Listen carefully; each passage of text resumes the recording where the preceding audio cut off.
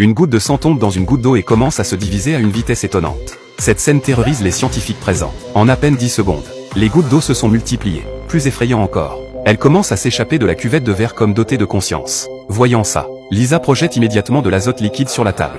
Avec la baisse brutale de la température, ces gouttes mobiles sont instantanément gelées et arrêtent de se diviser. Mais quand tout le monde relâche sa vigilance, quelque chose de plus étrange se produit. Hank commence à cracher une quantité énorme d'eau, comme si un tuyau crevé se trouvait en lui. Peu après, il s'effondre par terre à cause d'une déshydratation extrême. Quand les médecins arrivent, Hank a déjà perdu connaissance, et comme de l'eau coule sans cesse de sa bouche, il ne peut plus respirer normalement. Voyant l'urgence, les médecins font rapidement une incision dans sa gorge, puis insèrent un cathéter pour tenter de lui faire reprendre respiration. Cependant, cela n'a qu'un effet presque nul. Quand les médecins veulent prendre un échantillon de sang de Hank pour l'analyser, ils découvrent que tout son sang est complètement devenu de l'eau, alors que Hank se sent comme plongé au fond de l'océan profond. Il ne peut pas respirer et ne peut que sombrer désespérément vers le fond. C'est une excellente série télévisée intitulée The Silent Sea.